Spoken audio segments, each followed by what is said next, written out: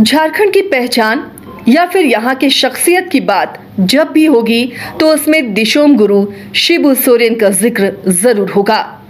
ये कहना भी गलत नहीं होगा कि जिन आंदोलनकारियों की वजह से आज झारखंड बना है उसमें शिबू सोरेन की अहम भूमिका रही है। लेकिन शिबू सोरेन को जो पहचान मिली उसकी राहें इतनी आसान नहीं थी। बहुत लंबा संघर्ष भरा सफर उन्होंने तय किया। शिबू सोरेन से गुरुजी बनने तक के सफर में कई टर्निंग पॉइंट रहे जिसने उन्हें दिशोम गुरु बनाया। शिबू सोरेन का करीब 5 दशक का राजनीतिक सफर काफी संघर्षपूर्ण रहा। बचपन में एक चिड़िया की मौत से उन्हें इतना दुख हुआ कि उन्होंने मांस मछली खाना छोड़ दिया और जीव हत्या को पाप मानकर पूरी तरह से अहिंसक बन गए। दरअसल अलग झारखंड राज्य के लिए वर्षों तक आंदोलन करने वाले शिबू सोरेन की उम्र जब 9 वर्ष की थी तो 1953 में दशहरा के दिन अपने पिता सोबरन सोरेन के साथ घर पे वो बैठे हुए थे। सोबरन सोरेन मोर का पंख निकाल रहे थे। इसी दौरान घर में पलने वाली चिड़िया भेंगराज सोबरन सोरेन के पैर में बार बार चोंच मारकर उन्हें परेशान कर रही थी। बार बार झिड़कने के बावजूद उनके पैर में ये चिड़िया आकर चोंच मार रही थी। इससे परेशान होकर शिबू सोरेन के पिता ने अपनी बंदूक की नोक से जब चिड़िया को झिड़कने की कोशिश की तो उसकी मौत हो गई। इस छोटी सी घटना ने शिबू सोरेन को पूरी तरह से झकझोर दिया। उस समय रोते हुए छोटे शिबू सोरेन को परिजनों ने किसी तरह तो शांत कराया, जिसके बाद शिबू सोरेन ने बांस का खटिया बनाया और कफन की व्यवस्था कर चिड़िया का अंतिम संस्कार किया। इसके साथ ही शिबू सोरेन पूरी तरह से शाकाहारी हो गए और अहिंसा के धर्म को उन्होंने अपना लिया। शिबू सोरेन जब कुछ बड़े हुए तो गांव से दूर शहर में एक छात्रावास में रहकर पढ़ाई शुरू की, लेकिन इसी दौरान उनके पिता की हत्या कर दी गई। पिता की हत्या ने शिबू सोरेन को राजनीति की राह दिखाई।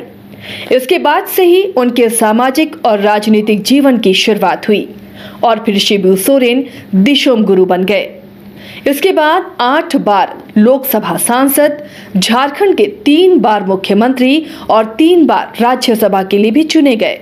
सन 2000 में अलग झारखंड राज्य गठन के बाद से सोरेन परिवार प्रदेश की राजनीति और सत्ता का केंद्र बना रहा। शिबू सोरेन के दोनों बेटे और बहू राजनीति में सक्रिय हैं। हेमंत सोरेन लगातार दूसरी बार झारखंड की सत्ता संभाल रहे हैं, लेकिन परिवार को सत्ता के शिखर तक पहुंचाने में शिबू सोरेन की बड़ी भूमिका रही है। शिबू सोरेन का जन्म पुराने बिहार के हजारीबाग जिले के नेमरा गांव में हुआ था। उनकी स्कूली शिक्षा भी यहीं हुई। स्कूली शिक्षा खत्म करने के बाद ही उनका विवाह भी हो गया और उन्होंने पिता को खेती के काम में मदद करने का निर्णय लिया, लेकिन पिता सोबरन सोरेन की हत्या कर दी गई और यहीं से उनके राजनीतिक जीवन की शुरुआत 1970 में हुई। 23 जनवरी 1975 को उन्होंने तथाकथित रूप से जामताड़ा जिले के चिरुडी गांव में बाहरी लोगों को खदेड़ने के लिए एक हिंसक भीड़ का नेतृत्व किया था। इस घटना में 11 लोग मारे गए थे। उन्हें 68 अन्य लोगों के साथ हत्या का अभियुक्त भी बनाया गया। गिरफ्तारी का वारंट जारी होने के बाद उन्हें केंद्रीय कोयला मंत्री के पद से 24 जुलाई 2004 को इस्तीफा देना पड़ा। शिबू सोरेन पहली बार 1977 में लोकसभा के लिए चुनावी मैदान में कूदे, लेकिन पराजित हो गए।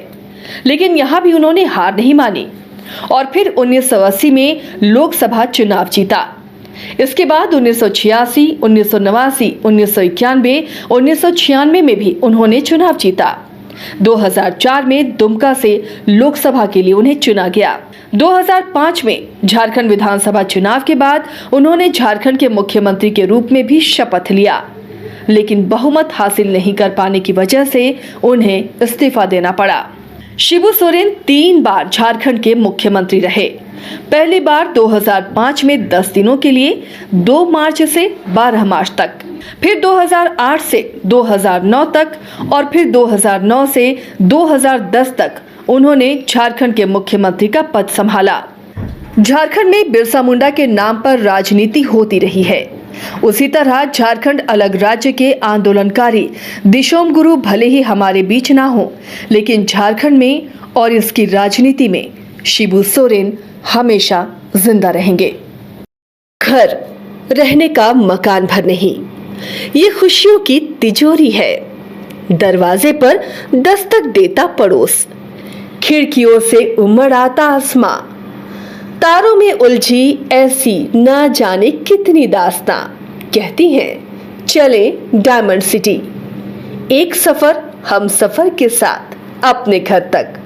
Diamond city, life long bonding, 500 से ज्यादा खुशहाल डायमंड परिवार। जल्दी करें, सिर्फ 200 फ्लैट बाकी। आज ही बुक करें अपना आशियाना।